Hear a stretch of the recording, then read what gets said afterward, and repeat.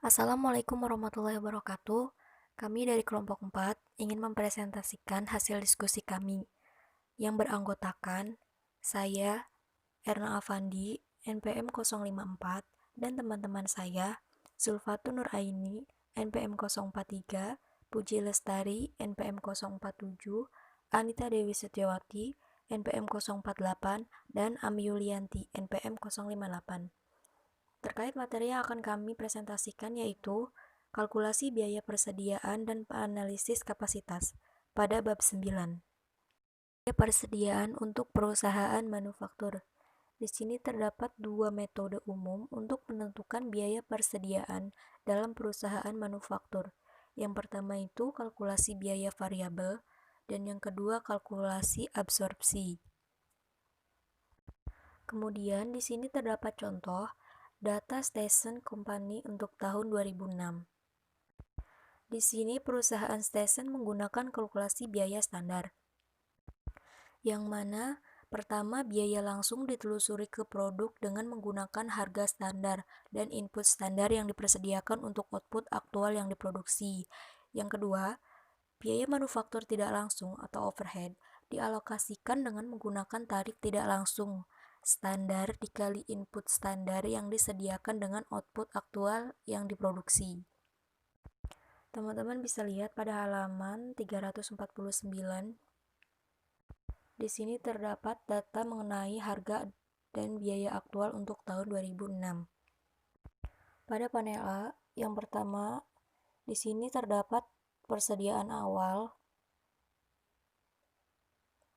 sebanyak 0 unit, kemudian produksi sebanyak 800 unit, kemudian penjualan sebanyak 600 unit, dan persediaan akhir yaitu 200 unit. Untuk menyederhanakan dan berfokus pada hal pokok, kita mengasumsikan hal-hal berikut pada stesen.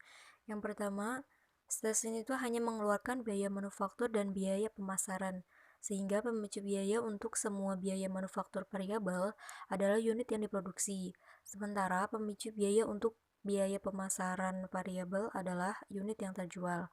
Tidak ada biaya tingkat batch dan tidak ada biaya pendukung produk.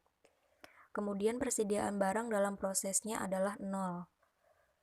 Tingkat produksi yang dianggarkan untuk tahun 2006 adalah 800 unit, yang digunakan untuk menghitung biaya manufaktur tetap yang dianggarkan per unit. Produksi aktual untuk tahun 2006 adalah 800 unit. Kemudian stesen telah menganggarkan penjualan sebesar 600 unit untuk tahun 2006. Yang jumlahnya sama seperti penjualan aktual untuk tahun 2006. Kemudian tidak ada varians harga, tidak ada varians efisiensi, dan tidak ada varians pengeluaran. Karena itu, harga yang dianggarkan, standar, dan data biaya untuk tahun 2006 adalah sama seperti data harga dan biaya aktual. Seperti contoh, yang didasarkan pada data tahun 2006, tidak memiliki varians volume produksi untuk biaya manufaktur. Kemudian contoh selanjutnya yang didasarkan pada tahun 2007 dan tahun 2008 memiliki volume produksi. Laporan laba rugi Station Company tidak menunjukkan adanya varians kecuali varians volume produksi apabila memungkinkan. Kemudian yang terakhir, semua varians dihapus ke harga pokok penjualan dalam periode per tahun berjalan di mana hal itu terjadi. Selanjutnya, kalkulasi biaya variabel. Kalkulasi biaya variabel merupakan metode kalkulasi persediaan di mana semua biaya manufaktur variabel dimasukkan sebagai biaya persediaan, sehingga semua biaya manufaktur tetap dikeluarkan dari biaya persediaan dan diperlakukan sebagai biaya periode pada saat biaya itu terjadi. Sedangkan kalkulasi biaya absorpsi merupakan kalkulasi biaya persediaan di mana semua biaya manufaktur tetap dan semua biaya manufaktur variabel dimasukkan sebagai biaya persediaan, yaitu persediaan atau menyerap semua biaya manufaktur.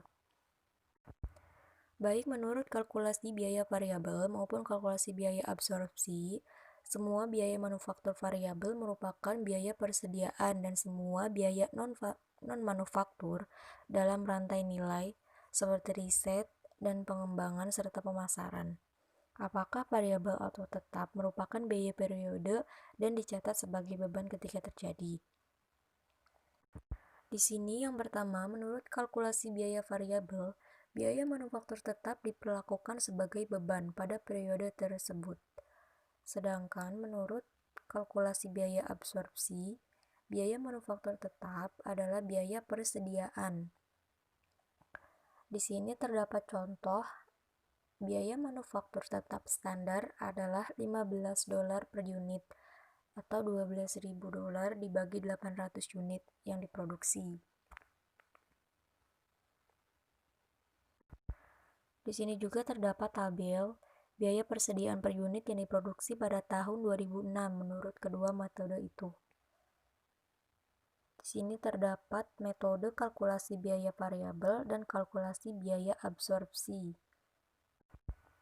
Yang pertama di sini biaya manufaktur variabel per unit yang diproduksi diantaranya bahan langsung, tenaga kerja manufaktur langsung, overhead manufaktur, biaya manufaktur tetap per unit yang diproduksi, dan total biaya persediaan per unit yang diproduksi. Yang pertama pada kalkulasi biaya variabel, bahan langsungnya itu $11,00.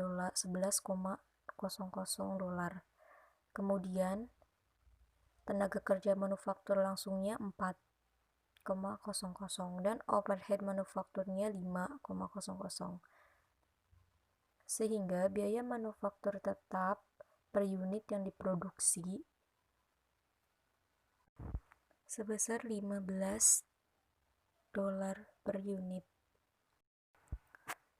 Selanjutnya, ringkasan laporan laba rugi tahun 2006. Sebelumnya itu perbedaan mendasar antara kalkulasi biaya variabel dan kalkulasi biaya absorpsi terletak pada cara menghitung biaya manufaktur tetap.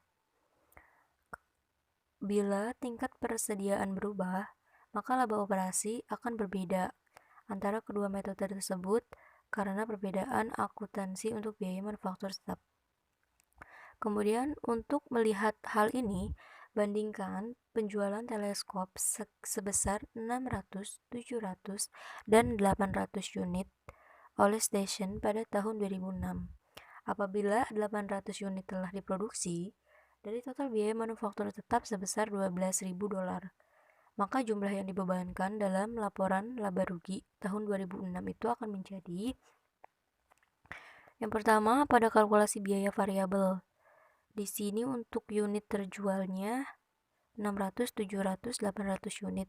Kemudian untuk persediaan akhirnya yaitu 200, 100, dan 0.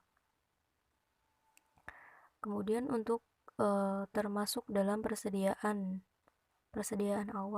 awalnya di sini untuk biaya manufaktur tetap kalkulasi biaya variabel sebesar $0. Kemudian untuk jumlah yang dibebankannya yaitu sebesar $12.000.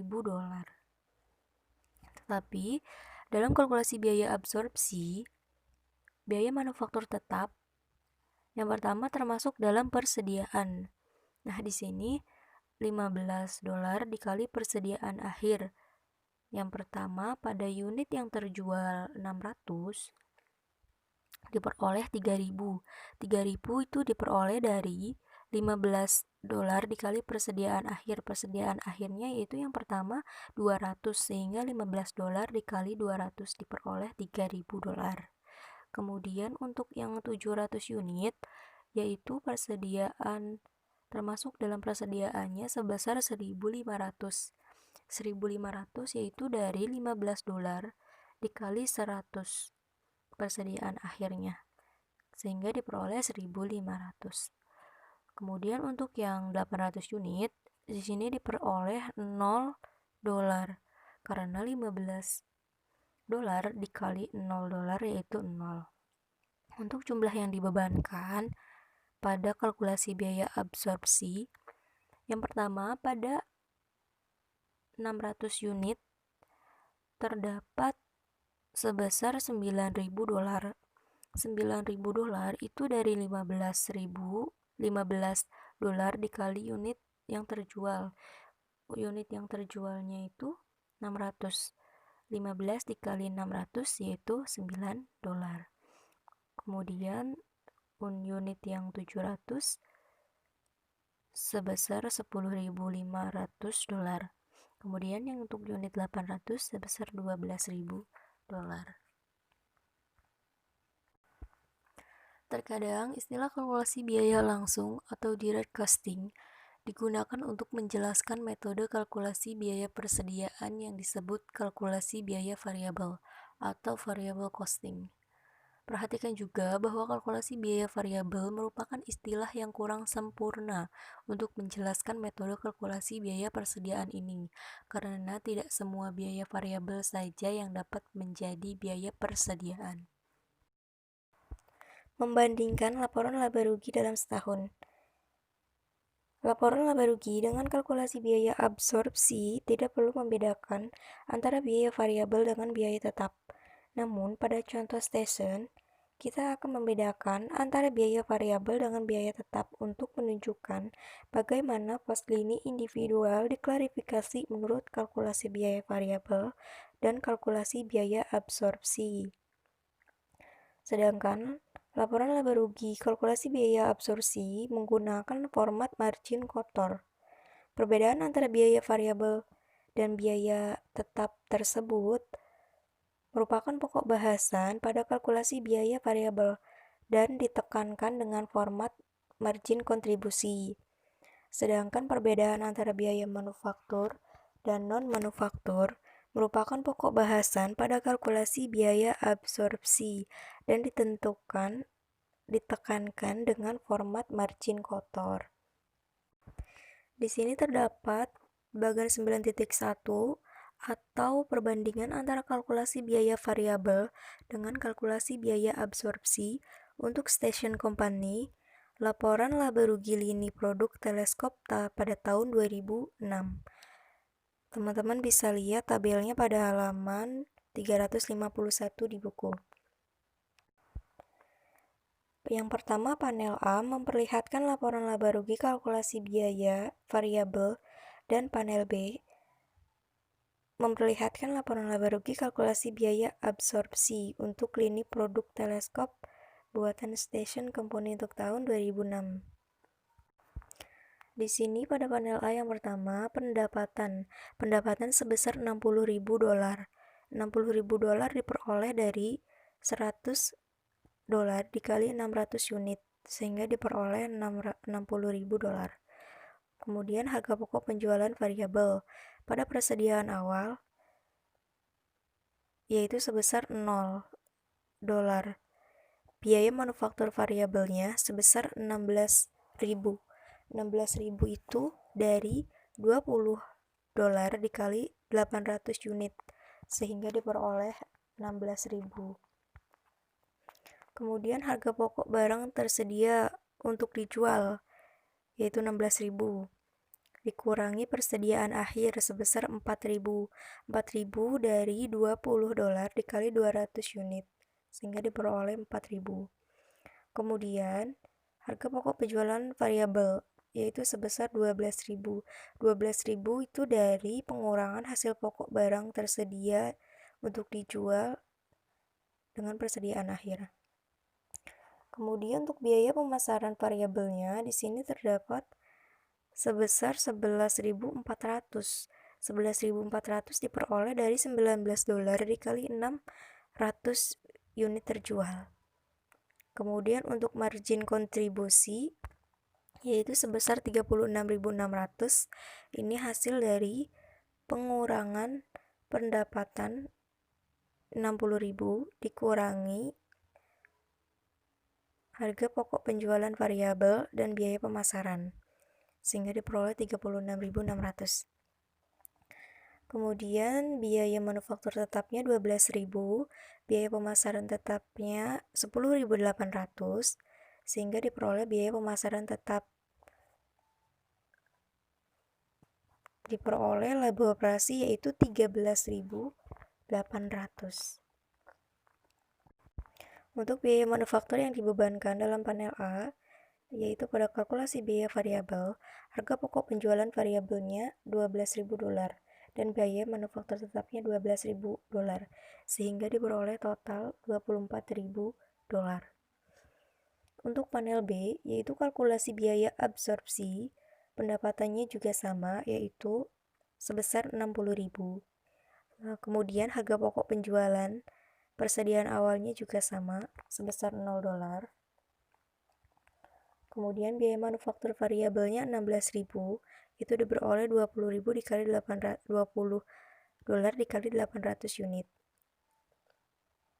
Kemudian alokasi biaya manufaktur tetapnya $12.000, itu diperoleh dari $15 dikali 800 unit. Kemudian harga pokok barang persediaan untuk dijual sebesar $28.000.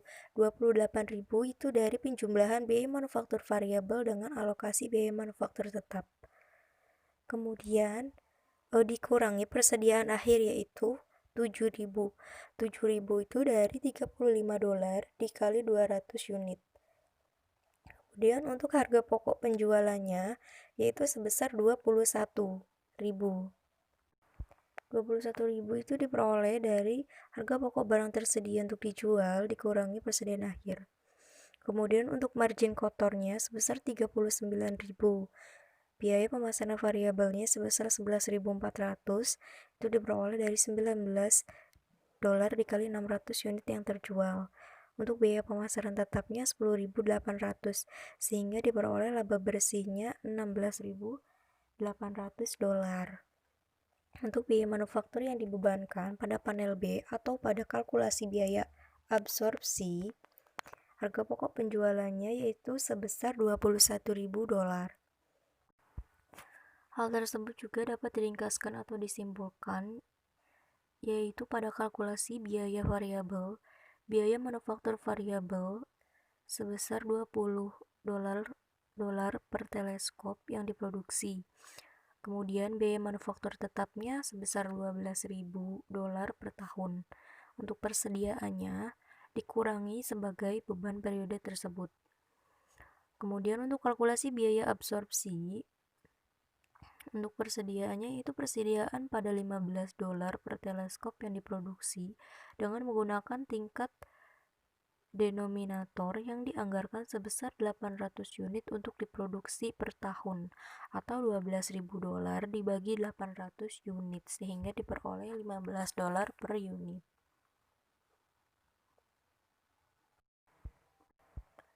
Menjelaskan perbedaan laba operasi.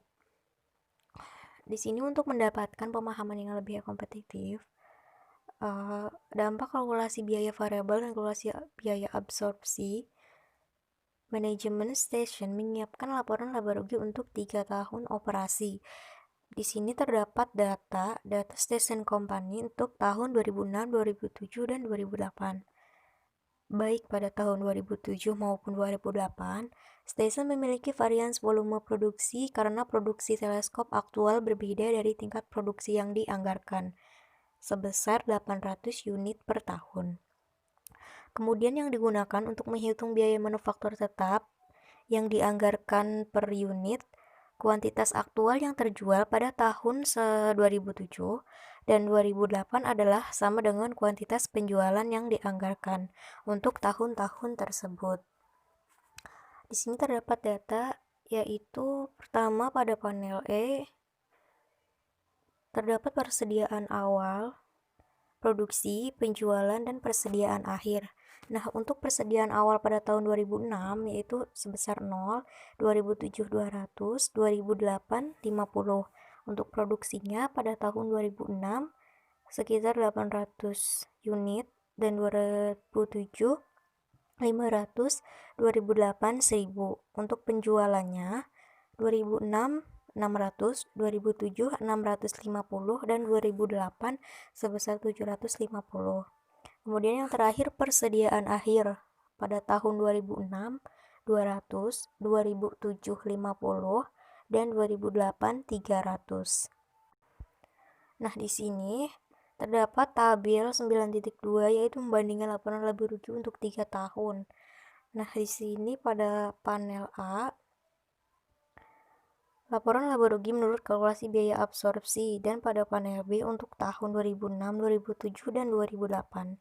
Kemudian, kolom tahun 2006, baik dalam panel A maupun panel B, menunjukkan angka yang sama seperti bagan 9.1 atau bagan yang sebelumnya. Nah, panel A maupun panel B menunjukkan angka yang sama pada setiap bagan. Kecuali untuk pos lini varians volume produksi menurut kalkulasi biaya absorpsi pada panel B. Teman-teman bisa lihat tabelnya di buku pada halaman 353.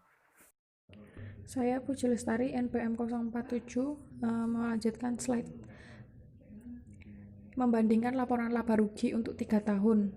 Yang pertama, tarif biaya manufaktur tetap sebesar 15 US dollar didasarkan pada tingkat denominator yang dianggarkan sebesar 800 unit pada tahun 2006, 2007, 2008, 12.000 US dollar varian volume dibagi 800 unit sama dengan 15 US dollar per unit.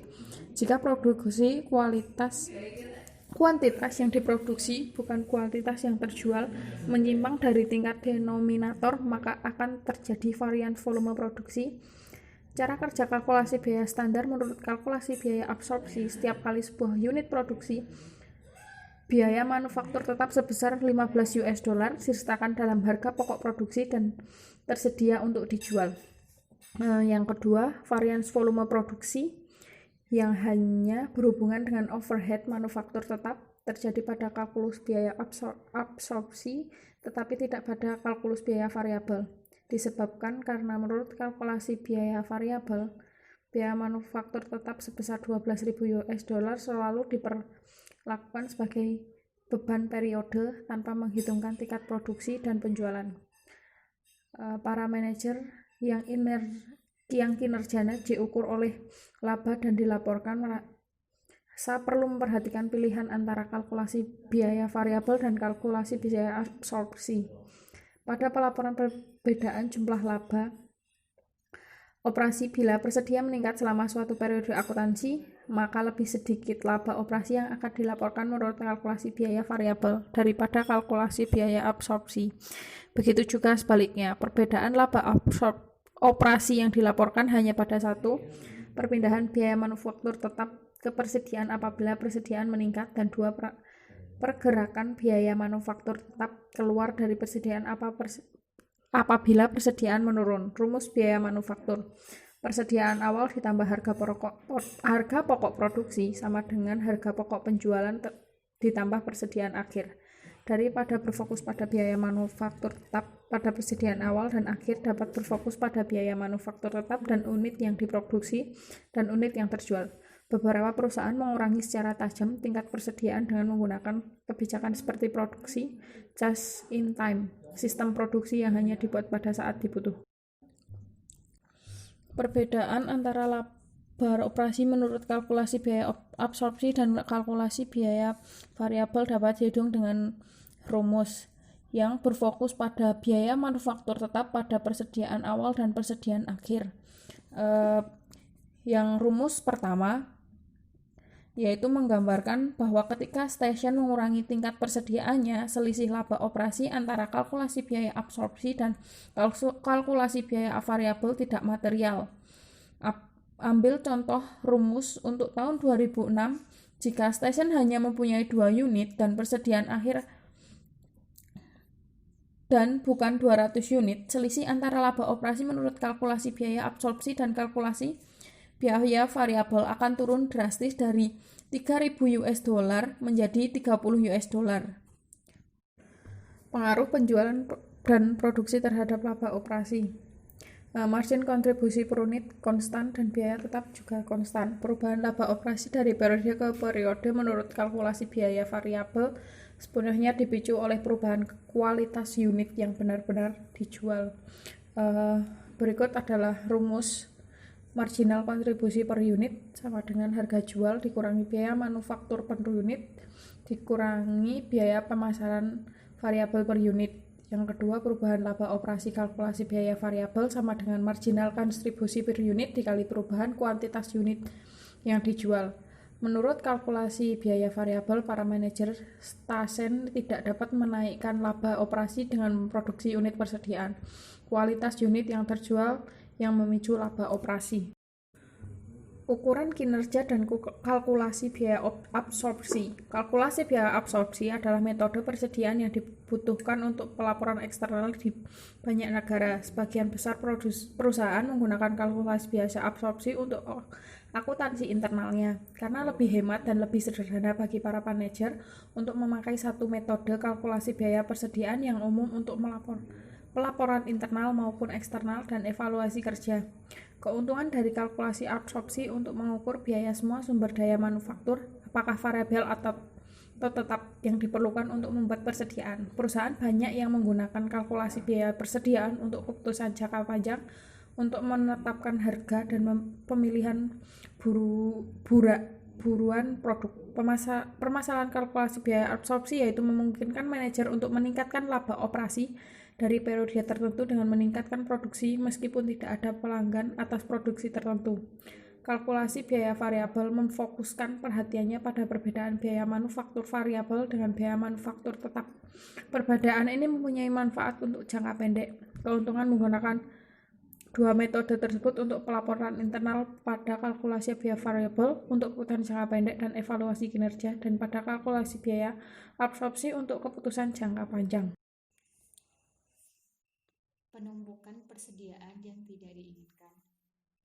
Motivasi untuk menumpuk persediaan yang tidak diinginkan karena bonus manajer didasarkan pada laba operasi kalkulasi biaya absorpsi yang dilaporkan. Bagian 9 strip 4 memperlihatkan bagaimana laba operasi kalkulasi biaya absorpsi stesen untuk tahun 2007 berubah apabila tingkat produksi berubah. Bagian ini mengasumsikan bahwa varians volume produksi dihapus ke harga pokok penjualan pada akhir setiap tahun. Persediaan awal sebesar 200 unit dan penjualan sebesar 650 unit untuk tahun 2007 tidak berubah dari kasus yang diperlihatkan dalam bagian 9 strip 2. Bagian 9 strip 4 juga memperlihatkan bahwa hanya dengan membuat 450 unit sudah memenuhi anggaran penjualan tahun 2007 sebesar 200 unit dari persediaan awal ditambah 450 unit yang diproduksi, jadi totalnya 650 unit. Laba operasi pada tingkat produksi ini adalah $13.850. Dengan memproduksi lebih banyak dari 450 unit, yang umumnya disebut sebagai memproduksi untuk menumpuk persediaan, stesen meningkatkan laba operasi kalkulasi biaya absorpsi. Setiap unit tambahan dalam persediaan akhir tahun 2007 akan menaikkan laba operasi sebesar $15. Menurut kalkulasi biaya absorpsi, perusahaan yang memproduksi 350 unit untuk persediaan akan memasukkan biaya manufaktur tetap sebesar $5.250 ke dalam persediaan barang jadi, sehingga tidak dibebankan dalam tahun 2007.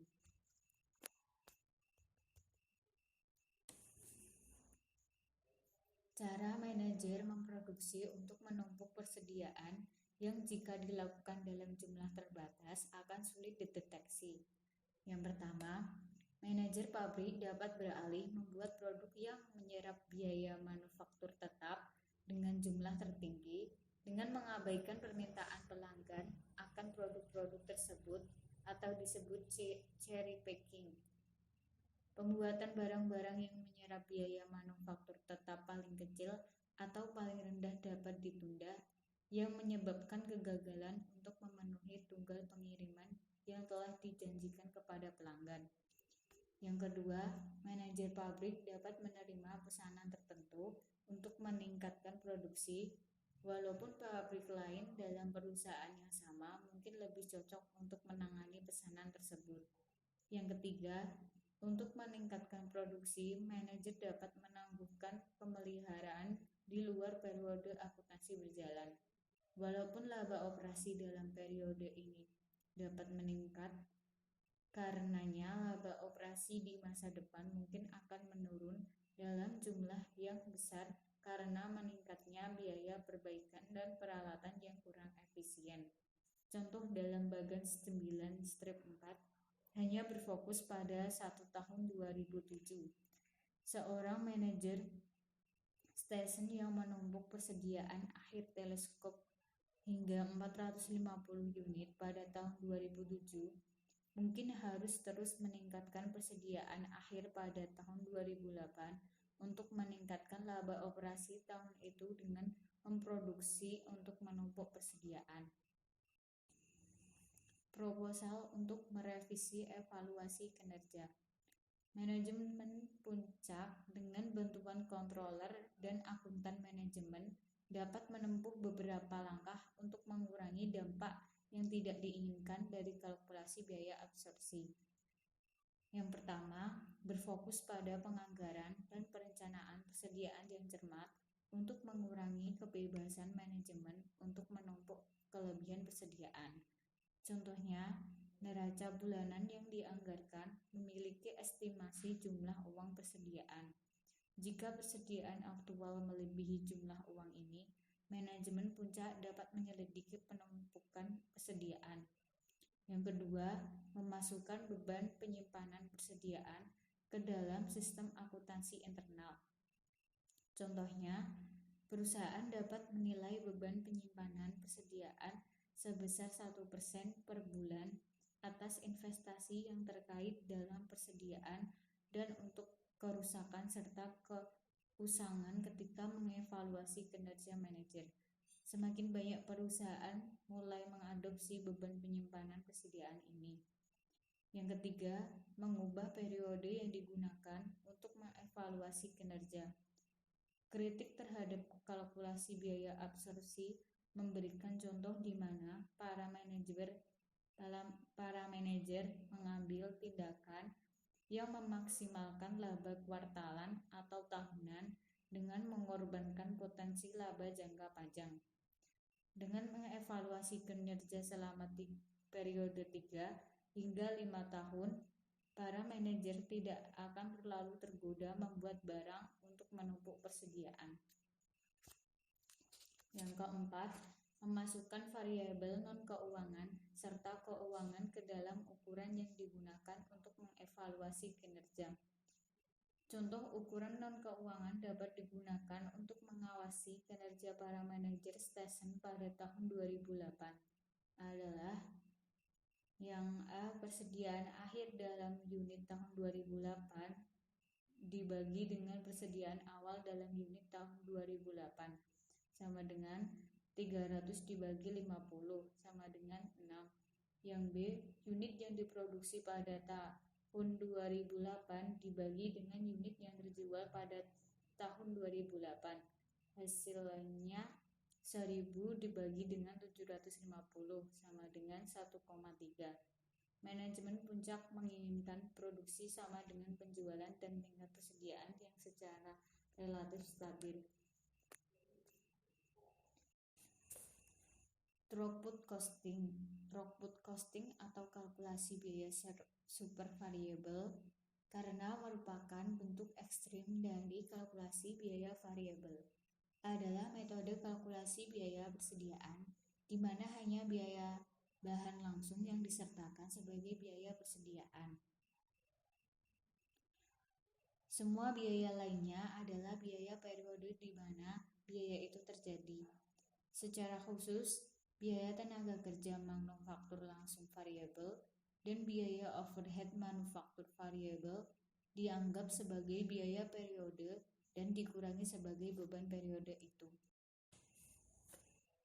Pada bagan 9/5 menyajikan laporan laba rugi Throughput Costing Station Company untuk tahun 2006, 2007, dan 2008.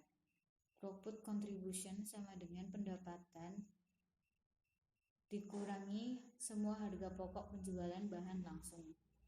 Bandingkanlah jumlah laba operasi yang dilaporkan dalam bagan 9/5 dengan jumlah menurut kalkulasi biaya absorpsi dan kalkulasi biaya variabel. Hanya biaya bahan langsung per unit sebesar $11 yang dapat masuk ke persediaan menurut throughput costing dibandingkan dengan $35 per unit untuk kalkulasi biaya absorpsi dan $20 per unit untuk kalkulasi biaya variabel. Apabila kuantitas produksi melebihi penjualan, seperti pada tahun 2006 dan 2008, throughput costing menghasilkan jumlah beban terbesar dalam laporan laba rugi periode berjalan. Perbandingan metode kalkulasi biaya persediaan alternatif. Kalkulasi biaya variabel termasuk throughput costing dan kalkulasi biaya absorpsi dapat dikombinasikan dengan kalkulasi biaya aktual, normal, atau standar. Bagan 9-6 membandingkan kalkulasi biaya produk menurut 6 sistem kalkulasi biaya persediaan alternatif. Yang pertama, kalkulasi biaya variabel. Terdapat kalkulasi biaya aktual, kalkulasi biaya normal, dengan kalkulasi biaya standar. Yang kedua, kalkulasi biaya absorpsi. Terdapat kalkulasi biaya aktual, kalkulasi biaya normal, serta kalkulasi biaya standar.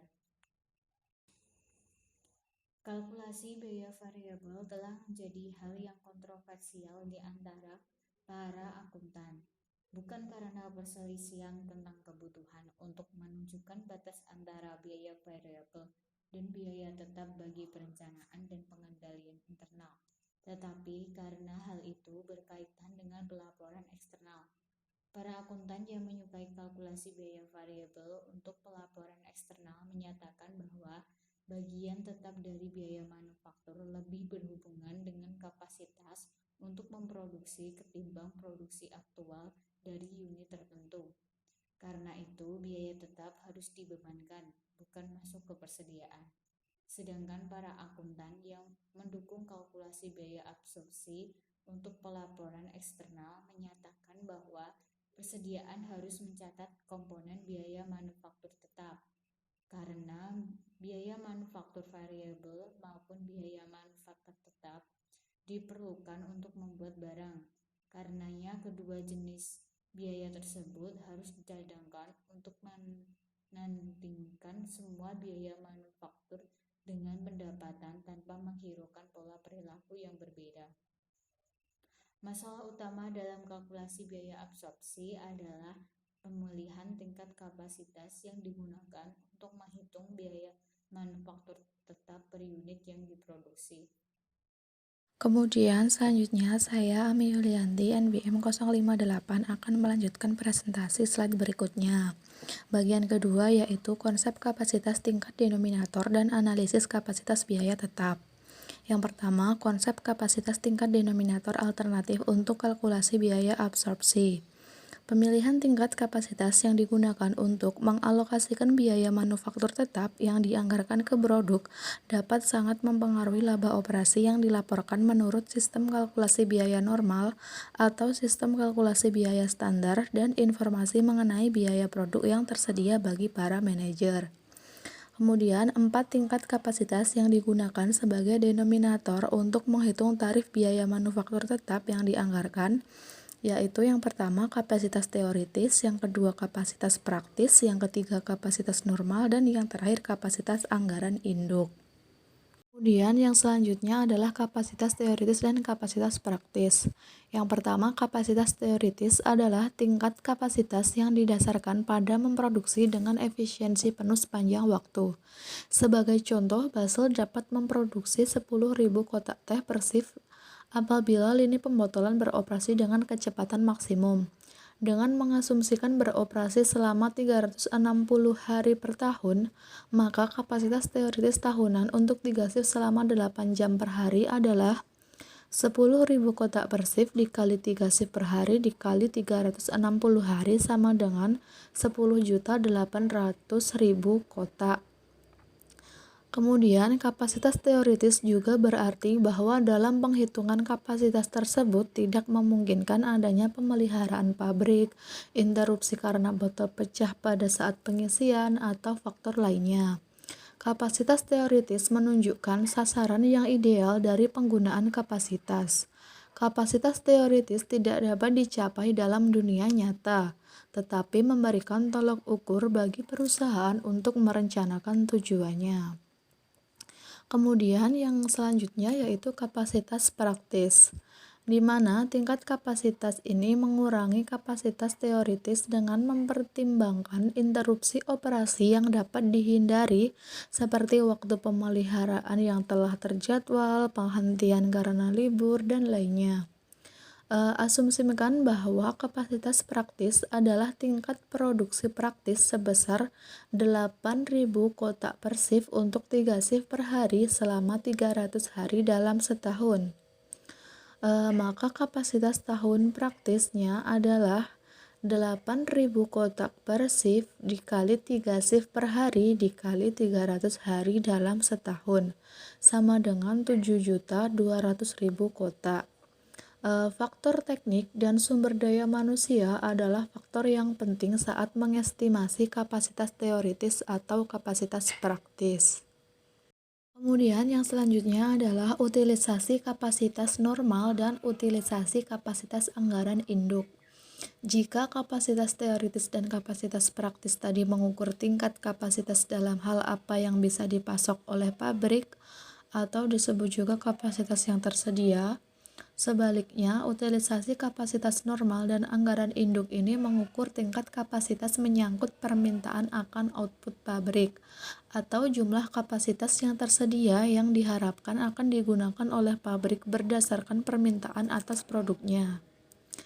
Yaitu yang pertama, utilisasi kapasitas normal, atau normal capacity utilization, adalah tingkat penggunaan kapasitas yang memenuhi rata-rata permintaan pelanggan selama suatu periode, biasanya 2 hingga 3 tahun, yang meliputi faktor musiman, siklis, dan tren.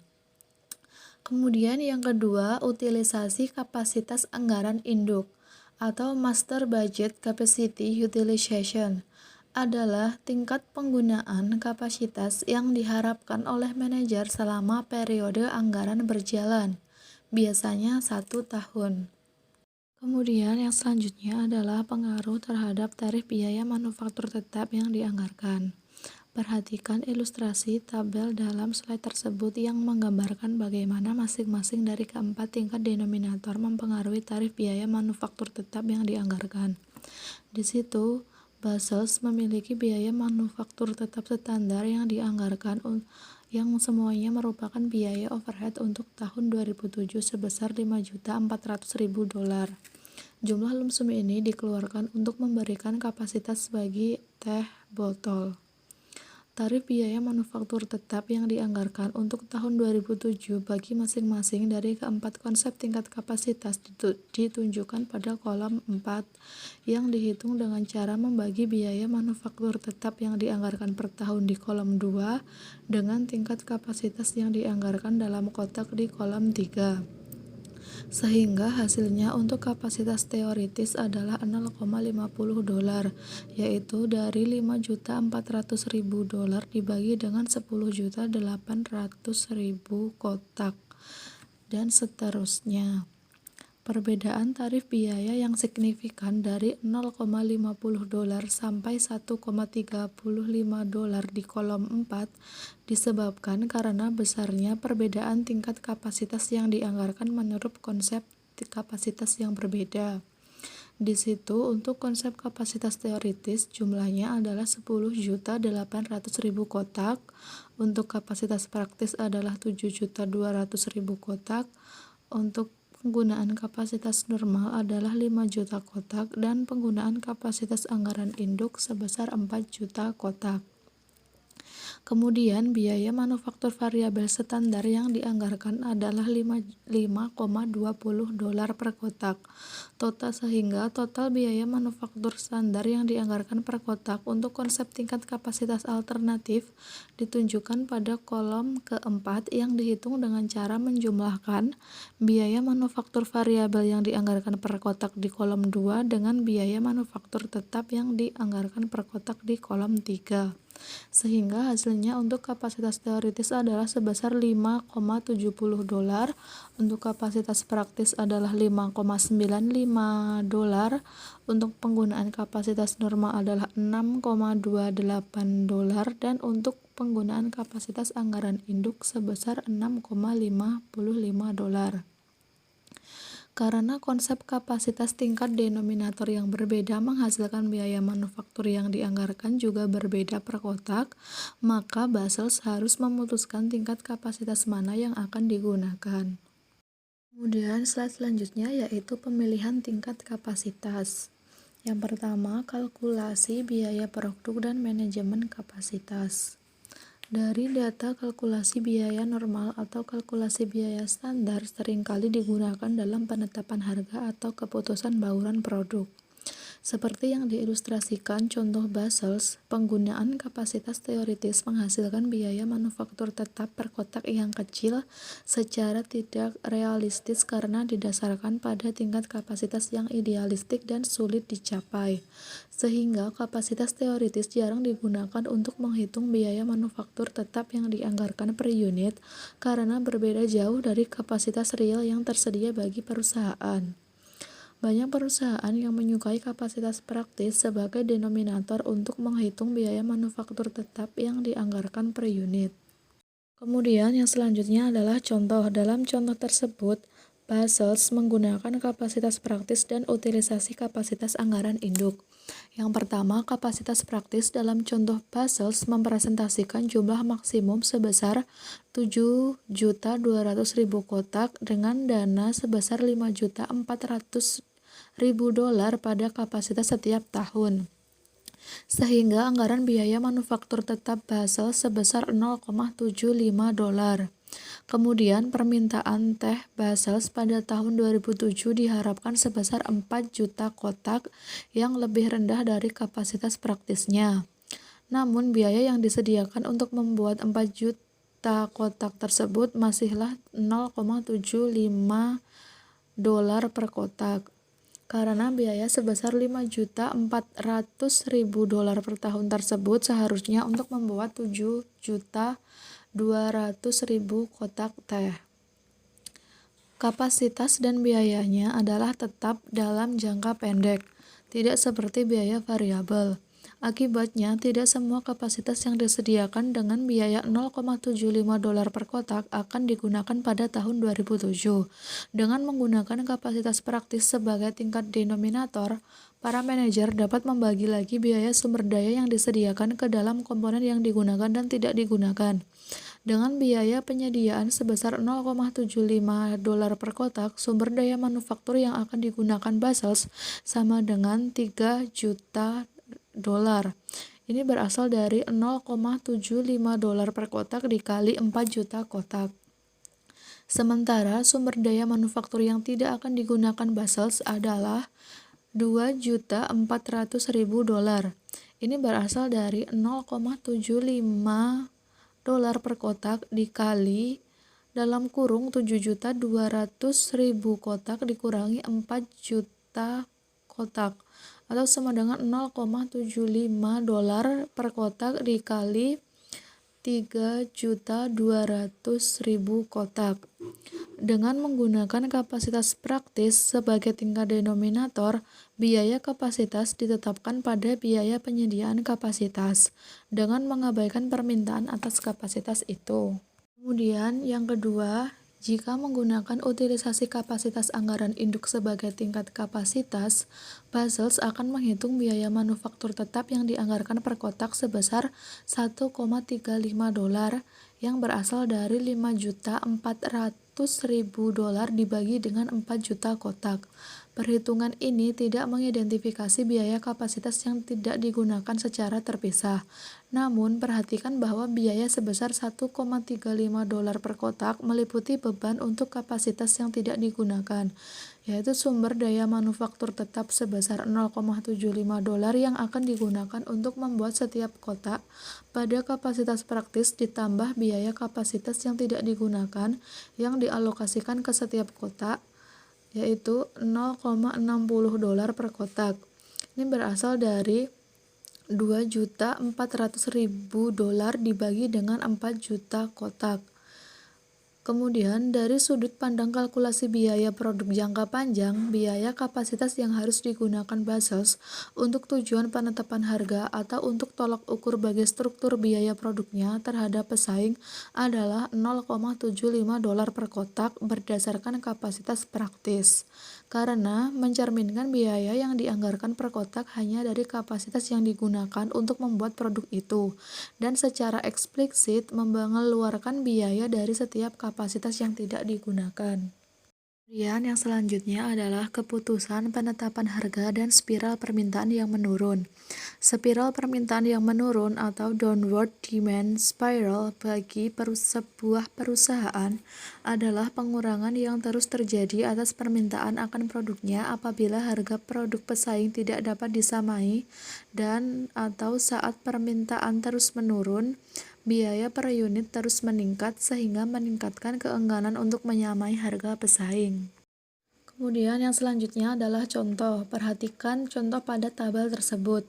Dalam contoh tersebut diasumsikan bahwa Basels menggunakan utilisasi kapasitas anggaran induk sebesar 4 juta kotak untuk kalkulasi biaya produk tahun 2007, sehingga biaya manufaktur yang dihasilkan adalah $6,55 per kotak yang berasal dari penjumlahan biaya manufaktur variabel per kotak sebesar $5,20 dan biaya manufaktur per kotak sebesar $1,35. Dengan mengasumsikan bahwa pesaing Lipton Ice Tea di bulan Desember 2006 akan menawarkan es teh dengan harga $6,25 per kotak, dengan harapan bahwa pelanggan Basels akan membeli 1 juta kotak pada tahun 2007. Ini membuat manajer Basels tidak ingin mengalami kerugian pada akunnya dan ingin menutup semua biaya dalam jangka panjang dengan menurunkan harga untuk menandingi harga pesaing dan akun yang hilang. Hilangnya akun atau kredit berarti biaya manufaktur tetap yang dianggarkan sebesar $5.400.000 akan disebarkan pada volume anggaran induk sebesar 3 juta kotak dengan tarif $1,80 per kotak. Dengan menganggap pelanggan Basels yang lain menerima tawaran pesaing tersebut, manajer Basels membandingkan penawaran ini dengan biaya per unit yang telah direvisinya sebesar $7 yang berasal dari $5,20 ditambah $1,80, menurunkan harga untuk menyeimbangkan persaingan dan nilai yang hilang. Output yang telah direncanakan akan makin menyusut hingga 2 juta unit. Biaya manufaktur tetap yang dianggarkan per kotak untuk sisa 2 juta kotak sekarang menjadi $2,70. Tabel dalam slide tersebut menunjukkan pengaruh penyebaran biaya manufaktur tetap atas jumlah penggunaan kapasitas anggaran induk yang menyusut. Penggunaan kapasitas praktis sebagai denominator untuk menghitung biaya manufaktur tetap yang dianggarkan per kotak akan menghindari perhitungan ulang atas biaya per unit apabila tingkat permintaan yang diharapkan berubah. Hal ini disebabkan karena tarif biaya tetap akan dihitung berdasarkan kapasitas yang tersedia dan bukan kapasitas yang digunakan untuk memenuhi permintaan. Para manajer yang menggunakan biaya per unit dilaporkan dengan cara mekanis untuk menetapkan harga tidak mungkin mendorong spiral permintaan yang menurun apabila mereka menggunakan utilisasi kapasitas anggaran induk. Penggunaan kapasitas praktis sebagai tingkat denominator juga memberikan manajer gagasan yang lebih jitu menyangkut sumber daya yang diperlukan dan digunakan untuk membuat sebuah kotak es dengan mengeluarkan biaya kapasitas yang tidak digunakan. Baik, berikutnya saya Anita Dewi Setiawati, NPM 48, akan melanjutkan presentasi mengenai evaluasi kinerja. Nah, di dalam evaluasi kinerja itu terdapat beberapa utilisasi yang digunakan untuk mengevaluasi kinerja seorang manajer pemasaran.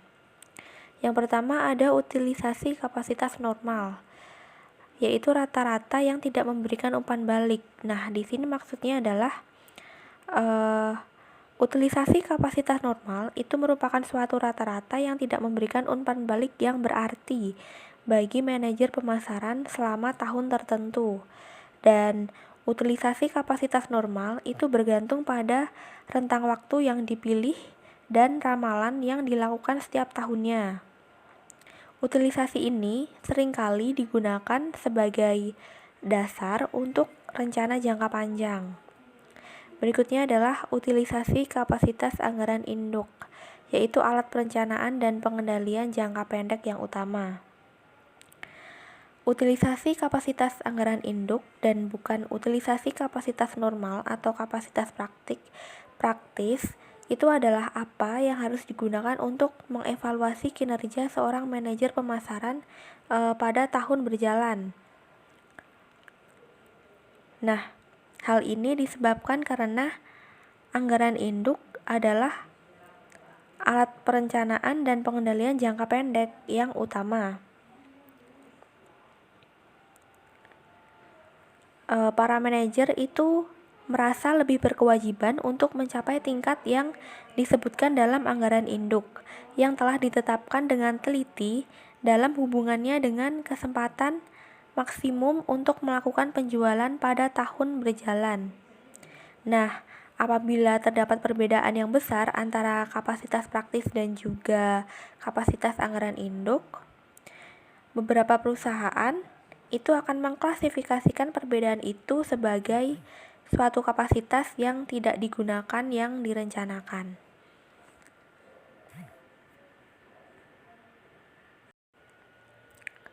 Berikutnya adalah pelaporan eksternal.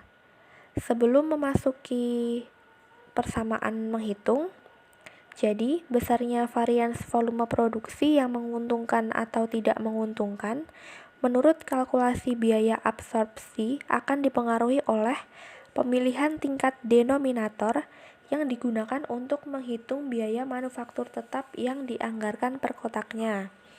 Nah, lalu bagaimana caranya menghitung varians volume produksi?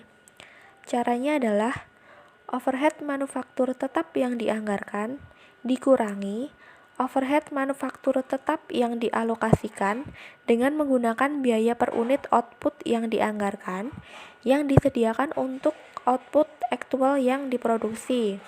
Nah, di sini yang saya ambil adalah contoh menghitung varians volume produksi berdasarkan kapasitas teoretis. Yaitu caranya adalah $5.400.000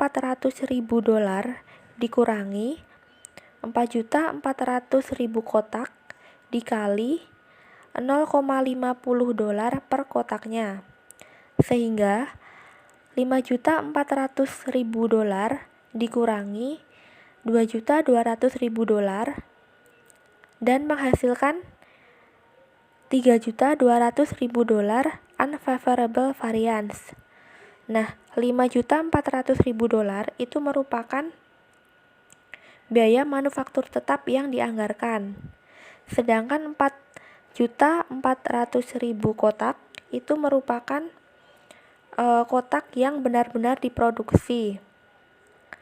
Lalu 0,50 per kotak itu merupakan harga menurut kapasitas teoretis. Nah, di antara keempat konsep tingkat kapasitas itu sebenarnya cara menghitungnya sama, hanya saja yang membedakan adalah harga per kotak yang bergantung pada masing-masing tingkat kapasitas yang digunakan. Berikutnya adalah alternatif untuk menangani varians volume produksi. Yang pertama terdapat pendekatan tarif alokasi yang disesuaikan.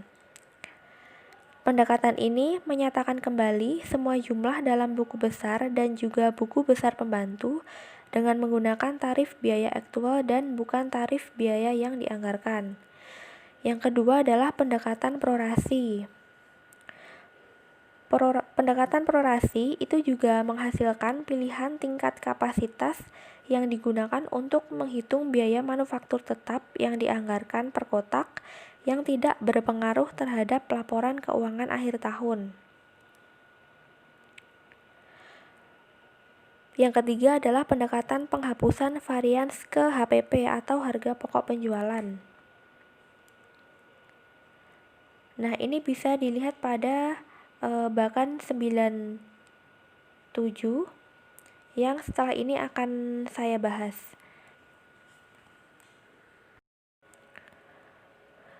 Bagan 97 mengenai pengaruh laporan laba rugi yang menggunakan konsep tingkat kapasitas alternatif, yaitu kapasitas teoretis, kapasitas praktis, utilisasi kapasitas normal, dan utilisasi kapasitas anggaran induk. Yang pertama, tingkat denominator dalam kotak.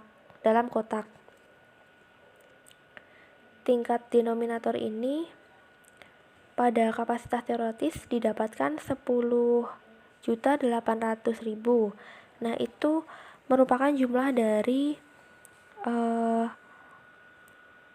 hasil produksi kotak per shift dikalikan dengan shift per hari dikalikan dengan hari produksi dalam setahun. Sama seperti pada kapasitas praktis, itu juga cara menghitungnya sama, sehingga didapatkan data di sini 7.200.000.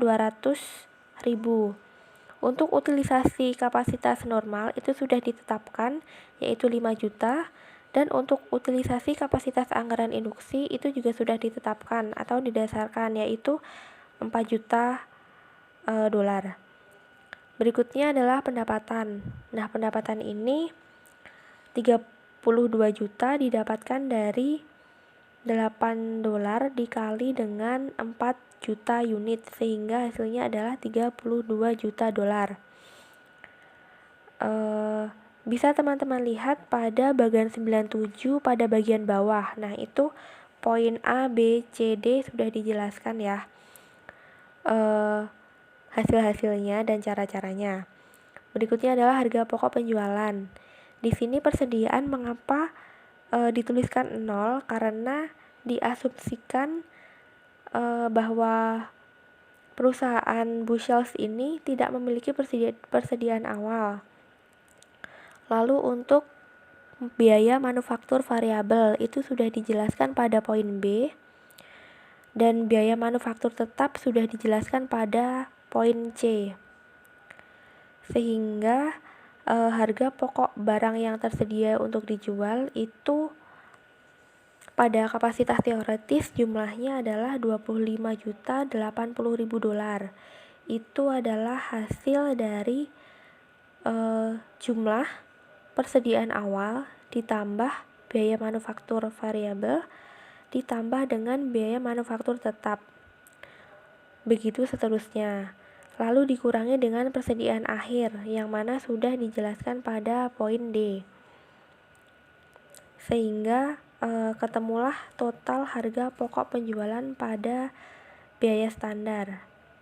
Lalu untuk penyesuaian varians volume produksi itu datanya diambil dari yang sudah saya jelaskan pada slide sebelumnya, yaitu pada masing-masing varian volume produksi, atau kalau di buku halaman 371.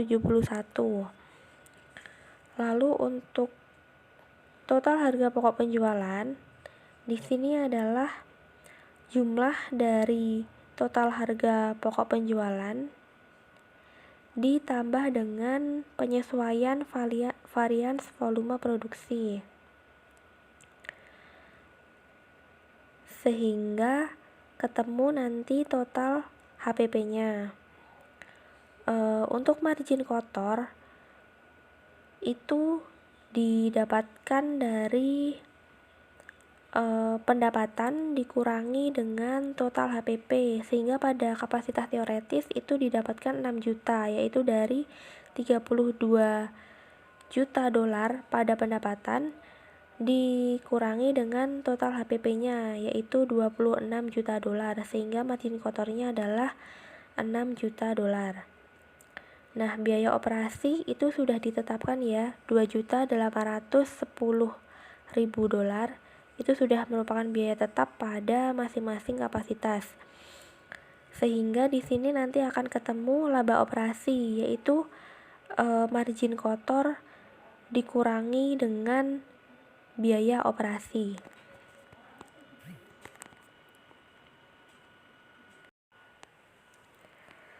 Slide berikutnya, yang pertama mengenai persyaratan undang-undang.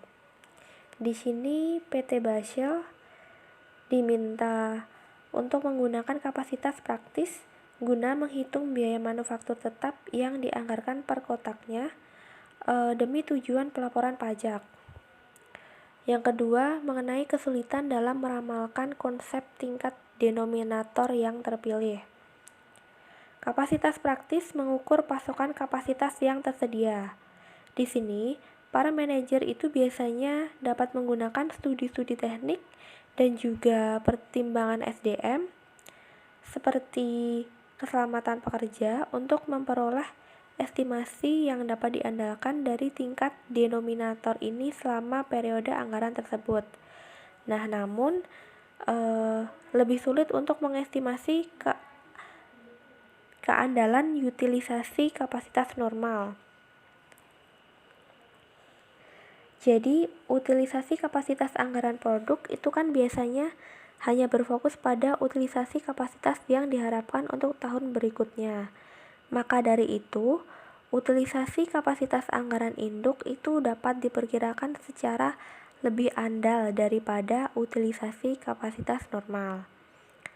Yang ketiga, mengenai permasalahan biaya kapasitas dan tingkat denominator.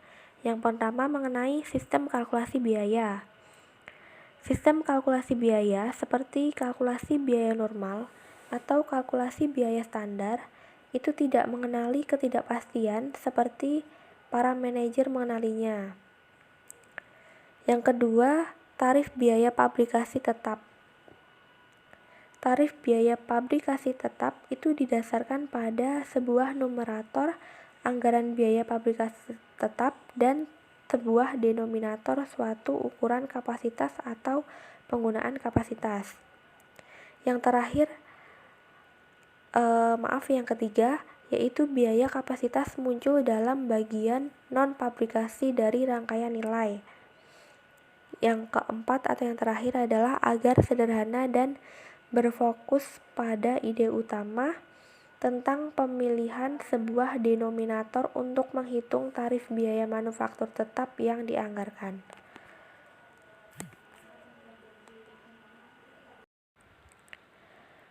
Sekian presentasi dari kami kelompok 4. Terima kasih atas perhatiannya. Jika terdapat salah kata ataupun kekurangan, kami mohon maaf. Wassalamualaikum warahmatullahi wabarakatuh.